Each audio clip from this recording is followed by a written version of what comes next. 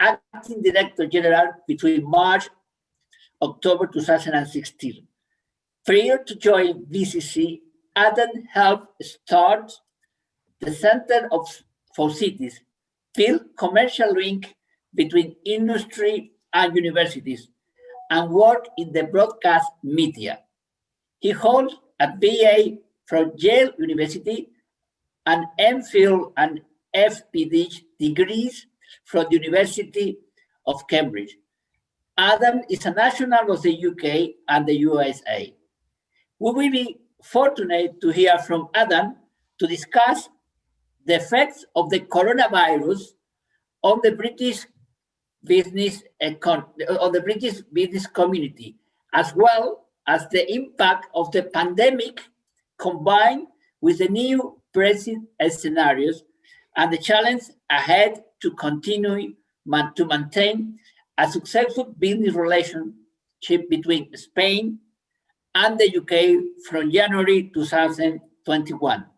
How to strengthen the collaborations between public administration and the private sectors and the key roles that chambers of commerce are expected to play is a nice topic to see. Finally, we can learn from Adam how the British Chambers of Commerce are acting on these issues and how we can intensify the business relationship between our chambers of commerce in the UK, particularly in this world of digitalization. Many thanks again, Adam, for joining us this morning. And now I hand over to you. Bueno, pues muchísimas gracias, Juan, señor vicepresidente.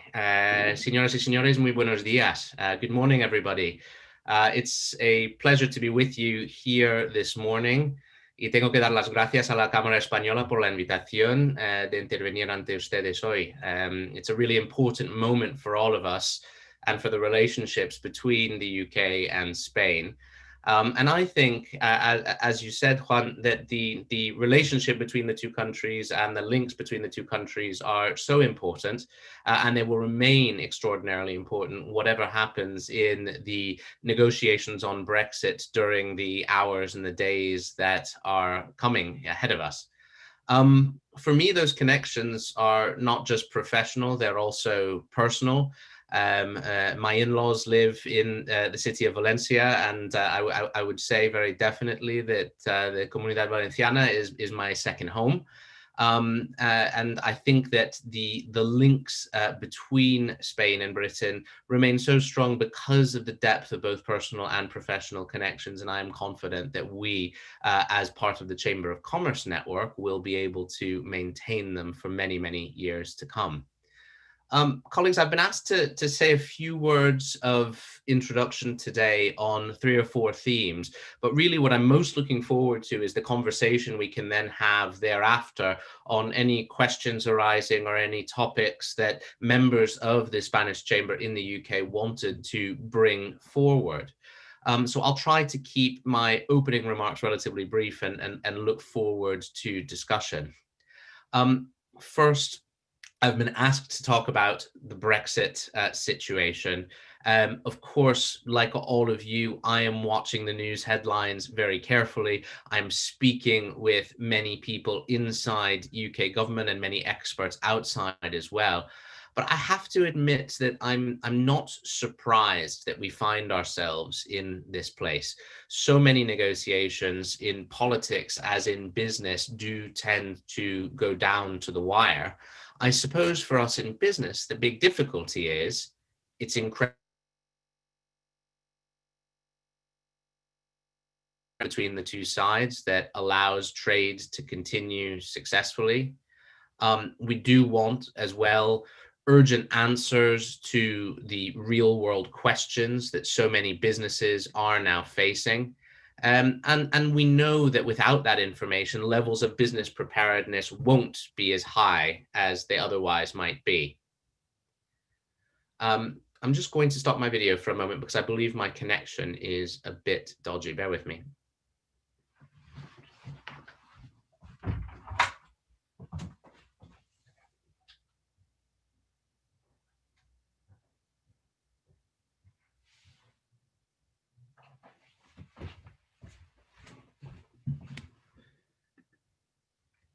Colleagues, can I check that you can hear me?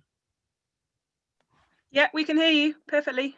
Thank you. Sorry, I had one of the issues of our age, which is an internet connection issue. No problem. So, as I was saying, levels of business preparedness are not as high as they might otherwise be if companies had more detailed and precise information to hand. Right now, there are a huge number of areas, whether it be on the movement of goods across borders, how you provide services across borders, or how you move data across borders, where we simply don't have actionable information to hand. And the British Chambers of Commerce has been campaigning for that information. We've stayed out of the politics and the ideology of all of this and said, let's be pragmatic because we're business people. We need information that we can act on in order to prepare for change. My hope is that more of that information will be forthcoming in the coming days, even though it's now so incredibly late in the day for so many businesses, and that an agreement can also unlock easements and adjustments during the period after the new year as well. I'd like to see an agreement between the two sides become a platform upon which to build rather than a ceiling for our aspirations for UK-EU trade. And I say that as someone who believes that businesses will always find a way, but at the same time that governments should never stop trying to make doing business easier for them when it comes to questions of international trade. So on Brexit, we're all watching, we're all waiting. And I think all of us in the business community would like to see an agreed result rather than one that results in dislocation, difficulty for so many businesses, and of course, impacts on people's livelihoods as well.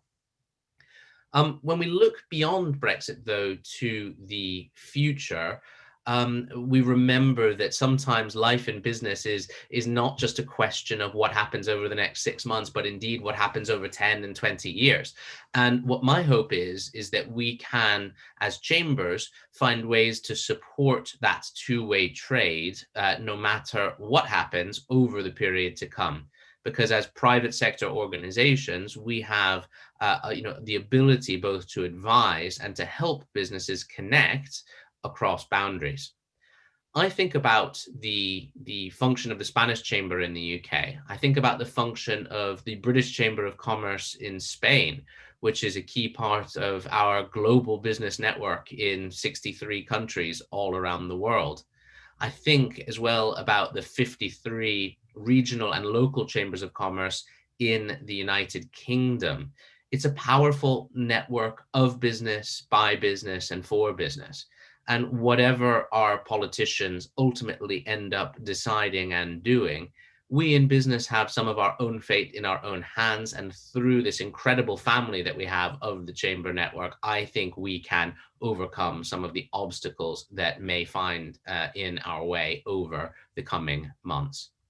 So that would be my hope for trade as we go beyond Brexit for the UK and Spain. There are so many sectors and so many interests that bring us together, whether they be in food and drink, whether they be in tourism, whether they be in investment, in infrastructure, in renewable energy, and so much else besides.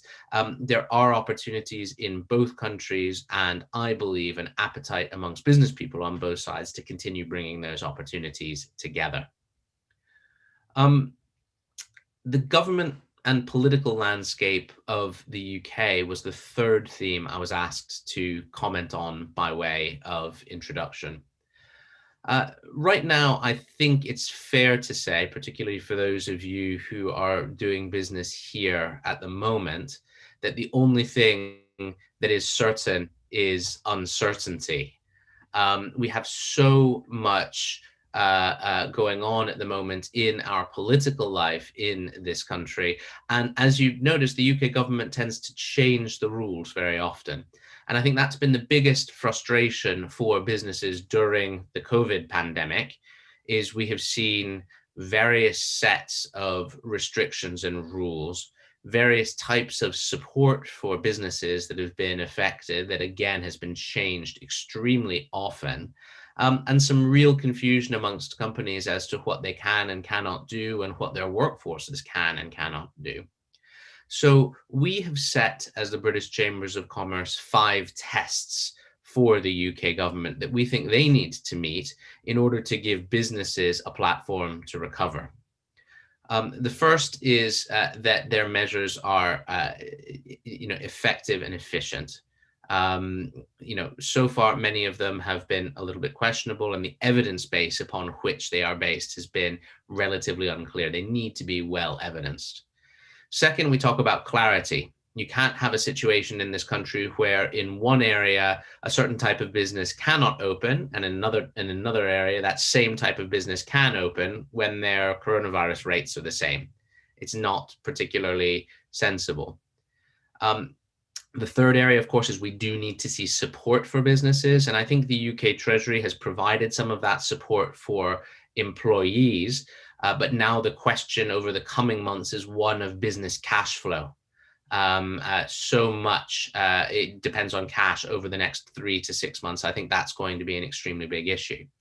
The fourth is around testing. We'd like to see mass testing available to businesses at low cost and in workplaces so that whilst we wait for vaccines to start having an impact, we can keep the economy open. And then the fifth is really to have a long-term strategy and to say, here's what's going to happen, in different scenarios over the next 6 to 12 months to give businesses more confidence. I think we need to see that because right now we are in a situation where every couple of weeks we see change in the business environment, and that is causing, unfortunately, many businesses to suffer extreme damage, particularly in the hospitality, leisure sector, retail sector as well, accommodation, and aviation. But there are others too who are suffering, and in supply chains for those sectors. And I think all of this needs to be calmed down and get to a point where we see businesses able to reopen and stay open and be able to rebuild their demand. Over the longer term, I think what we'll see in the UK is that government will play a fairly significant role in the economy for an extended period of time, maybe the next 5 years at the very least. The big state is the result of the pandemic, not of any political or ideological choices, I don't think. But there are going to be some very big projects coming out as a result of the pandemic and the need to jumpstart the recovery. So I think in capital expenditure on infrastructure, on renewable energy and moves towards lowering carbon emissions, and much more besides, there will be a lot of business opportunities in the UK over the coming months, and many opportunities to build new types of international supply chains as well for those projects. So whilst there's going to be big government for a period of time, there is not big strategy yet to go with it, and we are looking very much to see that happen. I suppose the fourth and final area I wanted to mention by way of introduction was just a couple of more words on the Chamber of Commerce family. I've been privileged to be a part of it for the last 12 years, and I'm coming to the end of my tenure as Director General of the BCC in March of next year.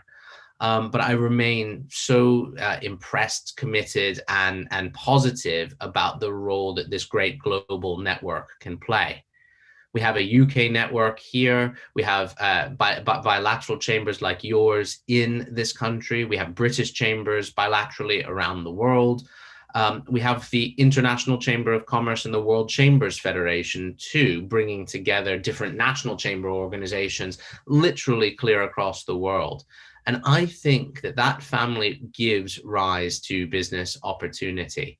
And as we work more in this slightly different way, I actually think chambers around the world and between countries can become closer together. Before we began today's session, Juan and I were talking briefly about digitalization and the challenges and opportunities that it poses. I think for chambers, there is major opportunity in being able to bring together business people who might be able to initiate or even conclude trade between them in a new way, because we've become comfortable now with this new way of working. And I know that the Chamber Network will rise to that challenge. I'm already seeing virtual trade missions popping up across the world and people doing business off the back of them. And as I conclude my time over the coming months with the Chamber family, I just want to say that I think it has a bright and important future. On that note, a note of optimism, may I hand back to colleagues at the Spanish Chamber, and I look forward to the discussion to come.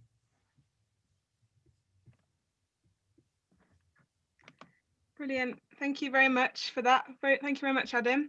That was, yeah, really, really interesting, really insightful, and very timely, obviously, as well, with the matter of weeks we have left to go before the end of the transition period. Okay, everyone.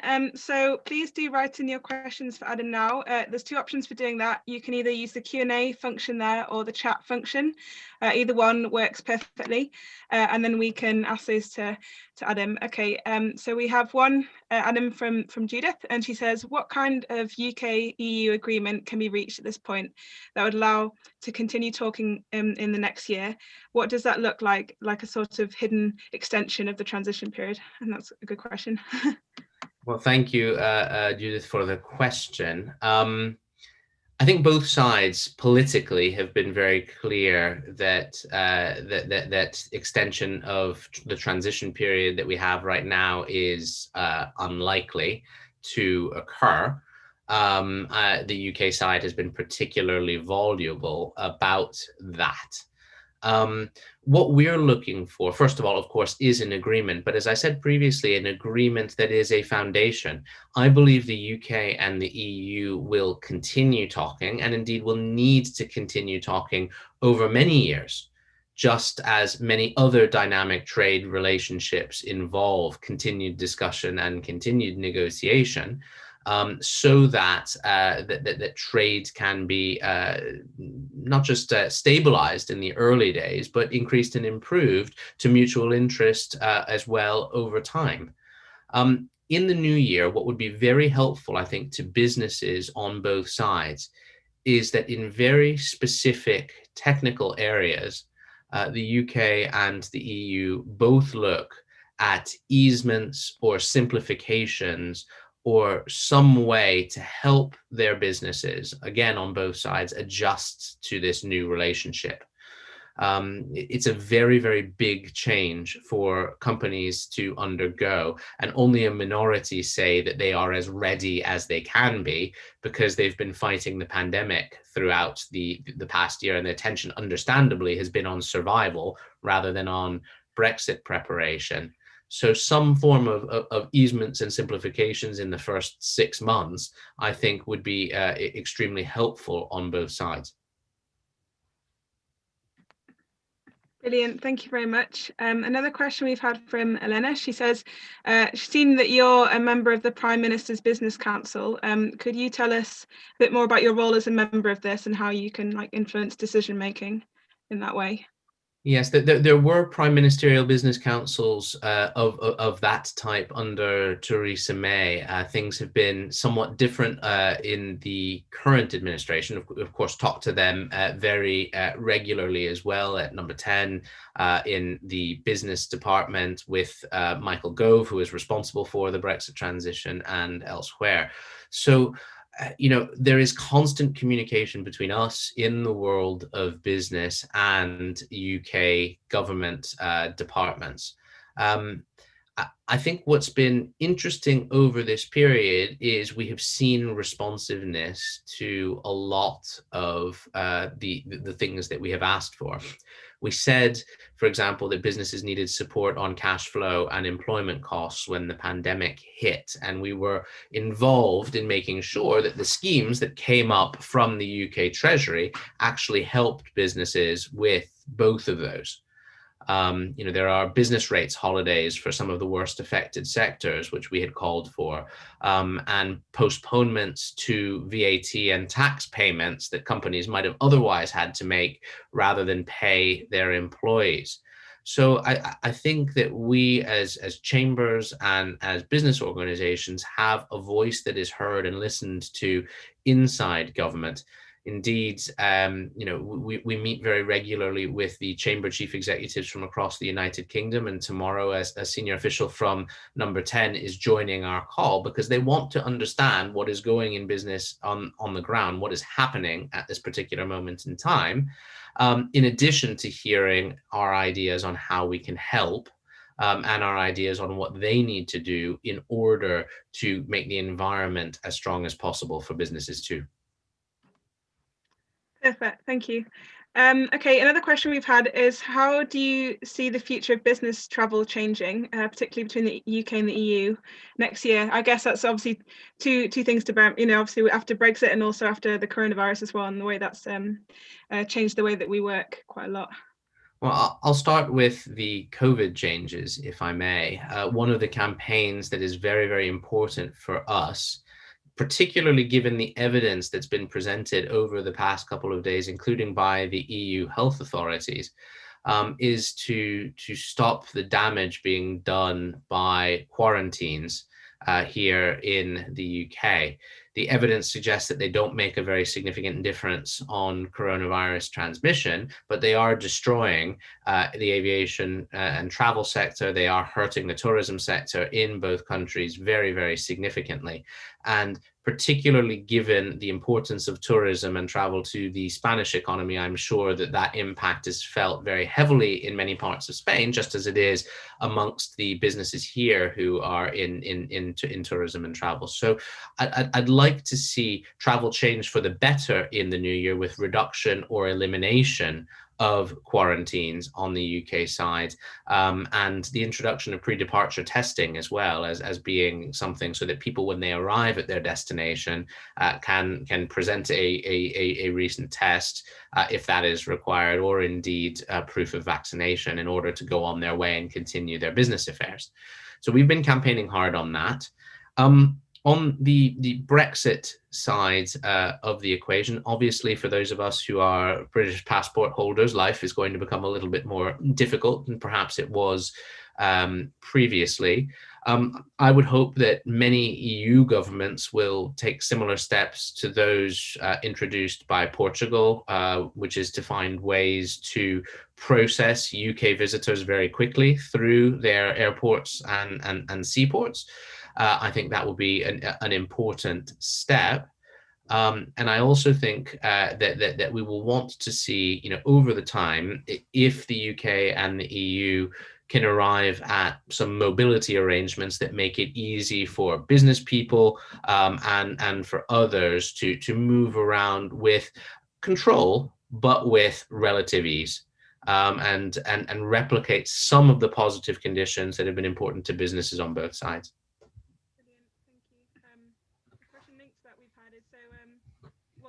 We call these events the Meliá Business Breakfast events because we normally hold them in collaboration with Meliá Hotels International. It's a really, I'm sure you're aware, big Spanish hotel chain. And obviously we haven't been able to do that this year because of the pandemic, which is a big shame because we love being hosted by them. Their hotels are very, very beautiful. But Adam, who is the manager of Meliá White House, it's the largest Meliá hotel in the UK, he's asked, so as well as business travel, how do you see the future of business events returning, especially in London? Yes, thanks, Hannah, and thank you, Adam, for your question. It's always nice to have someone with the same name on an event like this. I'm worried about London and central London right now. Our Chamber of Commerce in London has warned that the levels of activity in the central activity zone, so the West End, the City, Canary Wharf, etc., remain extremely low. And there are a lot of businesses in those areas that depend on passing traffic and on business travel and events. Who are going through an extraordinarily tough time. Unfortunately, I think this is at its most acute in the UK, in London. There are some other cities where we're also seeing similar levels of difficulty. So Manchester, Glasgow, Edinburgh, and to a lesser extent Leeds and Birmingham as well, also seeing extremely big falls in footfall in town and city centres. Smaller cities and places where people can drive to get to work or to leisure activities or whatever else are seeing a faster bounce back. Very definitely. So London is our single biggest concern in this respect. And I think we have to look to a world where travel patterns into big cities like London will be permanently different. But what we don't know yet is where they're going to settle. You know, you've had some people say through the pandemic, no one's ever going to commute anymore. It's going to be over. I don't think that's the case. I think a lot of people miss being in a workplace and collaborating creatively with people, and may say in future, perhaps I'll do that 2 or 3 days a week and work the balance of the time from home. So we don't yet know where working patterns are going to land. My hope that business travel can get restarted, I think, will also restart quite a lot of other activity in our big cities, and particularly London. And we will see more meeting and more events activity if that is the case. But I think it's going to be a slow build back over time rather than a quick rush back in. So for at least the short-term future, you think that the virtual events are kind of here to stay for a while as well, and into the future it might be much more of a kind of a mixture of both online and offline. Yes, I think that's right. And I think the challenge for all of us, whether we're in chambers of commerce or any other type of events business, is how do you make a hybrid event where you have some people in person and some people joining virtually? How do you make that come to life for all participants? I think in our working culture, some of us have had flexible or agile working cultures for a long time. And it was the person who was at the end of the video camera that was always the isolated one, and everyone else in the room was, having most of the conversation. I think things have reversed right now. Actually, people who are on the video chat tend to have more of the conversation right now, and the people in the room feel a little bit disconnected. So again, we will see some of that, how it changes, I think, develop over the coming months and years. Fair enough, no, quite agree. I'm sure you guys have to the British Chambers of Commerce. We've certainly been having a bit of a play when we've been able to this year with the mixture of hybrid and that the kind of hybrid events we've called them, a mixture of online and offline, and they certainly present some challenges. Another question we've had is, will I be able to move skilled staff from my company between the UK and Spain from next year onwards, as in like kind of staff transfers? Do you think that will get significantly harder, or? Hannah, I'm having some difficulty hearing your questions because I think your microphone's gone very faint. But I think I heard a question about staff transfers. I just wasn't sure in which direction the question was asked. Was it from Spain to the UK or the other way around? Can you hear me now? Yes. Okay. So I think it was both ways, to be honest. Okay. Yeah. Look, I think I'm better placed to comment on staff transfers to the UK because we've been working extensively on what the future migration system for the UK looks like. And the promise that we were given is that it will be fast in making decisions, increasingly digital in terms of the way it works, and relatively streamlined for businesses who are making applications so that they can move people. And those are the promises that I'm going to hold the UK government to when it goes live on the 1st of January. I think that if you're dealing with staff transfers of skilled individuals who are paid above the minimum salary threshold, I actually believe that the new system provides businesses with a fair degree of flexibility. But it will require an application, of course, and it will require the payment of costs and fees, which, of course, we don't love. But at the very least, I think a business that has an essential need that it cannot fill in the local community or it cannot fill in the UK, or indeed if it's a company that needs to do intercompany transfers from one country to the other, should be able to do so into the UK with relative ease. And we'll be keeping a close eye on the system to make sure that's the case. they're talking about decisions being made on all applications within 3 weeks, which would be a very significant change from what has been seen previously. And if we can get them towards a what I would call a culture of yes, rather than a culture of saying no and then going back to the application, then I think that will be an improvement indeed. Great, thank you. I'm sorry, I think I've got some problems with the microphone, but we'll keep going. Can you hear me okay, Adam? I can just. Okay, another question is, how will the UK replacement for EU funds work, and how will my company be able to access these opportunities? The replacement for EU funds is called the UK Shared Prosperity Fund. We are extremely frustrated that it is taking the UK government a very long time to set out its criteria for this replacement and how it will work. We also have open questions too, in terms of big infrastructure projects, on how the funding that came through the European Investment Bank may be handled in future, and how the UK government, the Treasury, the British Business Bank, and others may pick up that role and make sure that there is funding available for those projects too.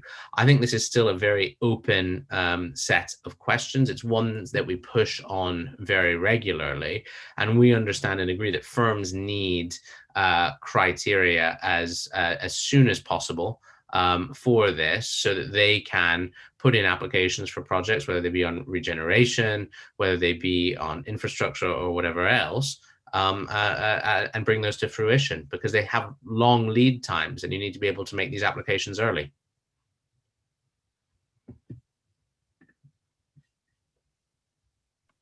Great, thank you very much. Can you hear me? Just. Okay, how can my business have a say in the decision making of future trade negotiations? That's a very big question. I think the UK government has set up a number of different groups that advise it from the business side on trade negotiations for the future. I'm part of a number of those myself. And what I try to do is listen to what we're hearing in chamber business communities, and then put forward those thoughts and ideas to the UK government. A lot of times they're now committed to putting SME chapters into trade agreements in future as well, in addition to some of the other types of provisions that go in. So it's opportunity to talk about things like simpler customs procedures or single windows, so that SMEs can get all of the information that they require in order to import and export, etc. So I actually think the evolving process that the UK has for working on trade agreements is relatively open. And I think there will be many opportunities to contribute.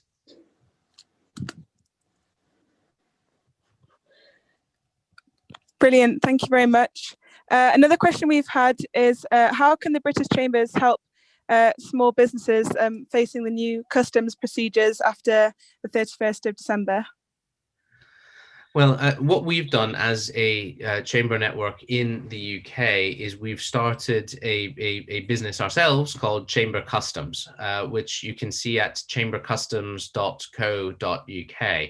And what my colleagues are working on at the moment is helping smaller companies who need to be able to process import and export declarations when they're moving goods between the UK and the EU after December 31st.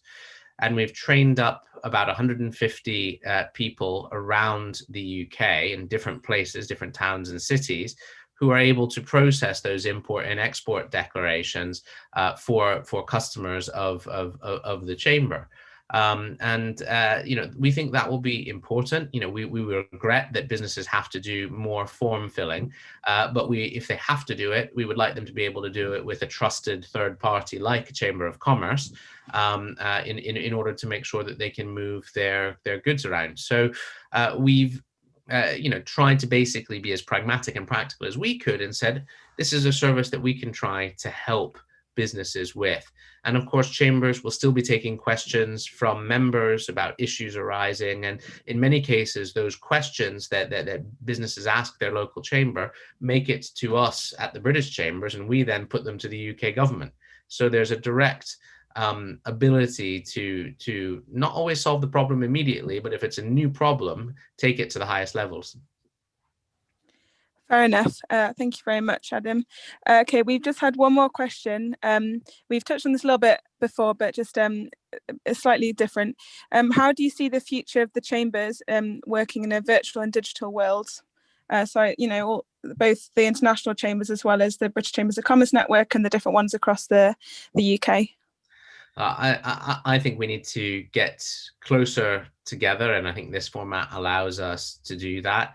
I was thinking about it the other day. I was on a World Chambers Federation call with colleagues that I'm working very closely on a specific project with.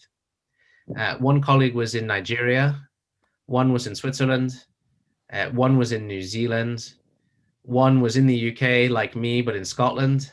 You know, the ability to work in this way, and the final one was in India, actually, and the ability to work globally in this way and problem solve and get things done. I think we've taken 5 or 10 years of advances in 5 or 10 short months.